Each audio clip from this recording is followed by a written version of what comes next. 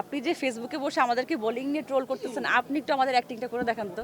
TikTok বা reels করেন, সেখান থেকে 100 বার কাট করে আপনি ওইটা করতেছেন। আমরা অ্যাওয়ার্ড নেই, আমরা আপনাদের ভিউ নেই, আমরা আপনাদের কাছে ক্রাশ হই। চিটাগংয়ে কোন চান্দু বসে বসে ফার্স্টেশন লাইফ একটা কাটাচ্ছে, সেখানে এখানে সাকিব আল হাসানকে, সাকিব খানকে একটা কিছু লিখলো, সাকিব খানকে একটা চুল ছিঁড়বে। মানে আমার হাজব্যান্ড ব্যাপারী বংশ, সেটা আমি ইংলিশে বলি মার্চেন্ট। ক্যামেরা লাইট আমাদের ছাড়েনি, যেহেতু আমরা পর্দার সামনে কাজ করি, তো আপনারা আমাদের খেলাটা নিয়ে খুব বেশি ইন্টারেস্টেড ফিল করেন। এই জন্য আপনারা সবাই আপনাদের মূল্যবান সময় নিয়ে এসেছেন। আর আমরা এসেছি এখানে অনেক মজা করার জন্য।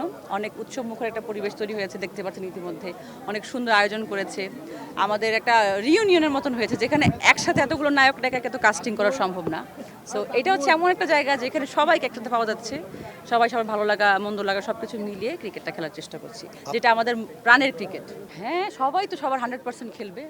আমাদের মানে আমাদের টিমটা একটু কম অনুশীলন করেছে, বাট আমাদের টিমের স্টেমিনা পাওয়ার বা কি বলো এটাকে, জেদ, যে আমরা জিতবই, এটা একটু বেশি। আর আমরা একটু রোমান্টিক টিম, সবাই আমাদেরকে বলতেছে যে রোমান্টিক। কবির ভাই যেহেতু রোমান্টিক ডিরেক্টর, আমাদের অ্যাক্টর অ্যাক্ট্রেসরা সবাই রোমান্টিক নাটক বেশি করি। সো আমরা খুব রোমান্টিক নাইট রাইডার্স।